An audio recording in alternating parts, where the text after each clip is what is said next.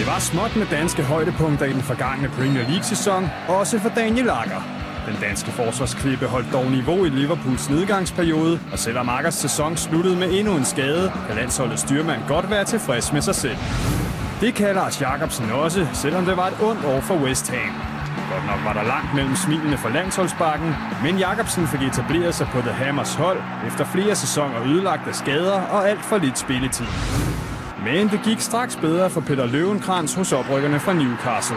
Efter salget af Andy Carroll var danskeren fastmand i startelveren, og 7 sæsonmål er godkendt. Men vi håber dog på flere fra Løvenkrantz efter sommerferien, også gerne for det danske landshold. Ja, der var et meget omdiskuteret managerskifte i Newcastle her undervejs i sæsonen, men for Peter Løvenkrantz, der kan vi jo faktisk udelukkende kalde det positivt. Ja, det kan vi, og det hjalp selvfølgelig også, at man valgte at sælge Andy Carroll, og det gav plads til Løvenkrantz. Jeg synes, han tog chancen. Forventningerne før sæsonen tror jeg ikke var specielt store, men rigtigt som det bliver sagt. 7 scoringer, det synes jeg er anerkendt i rundt regnet 20 kampe, så han kan være godt tilfreds med sin sæson. Resten af danskerne, de er nok nødt til at være lidt skuffet. Ja, de har det generelt svært derovre, danskerne. Er det den hårde fysiske stil, som vi danskere måske har det lidt svært ved, eller er det bare en tilfældighed? Nej, jeg tror ikke, det er en tilfældighed, men det kan godt være, det er en kombination, og det kan også godt være, det er en hård dom, ikke også? Men altså, hvis vi kigger på vores spillere nu, ikke?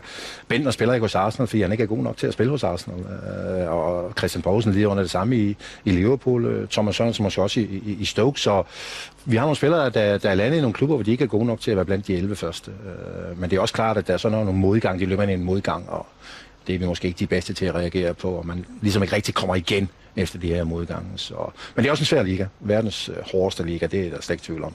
Og jeg tror også, at spillerne, hvis man snakker med den private, nogle af dem vil godt indrømme, at det er altså rigtig hårdt at spille fodbold i England. Der kræves noget hele tiden til træning og til kampen. Så det har været et stort problem for vores danske spillere, desværre.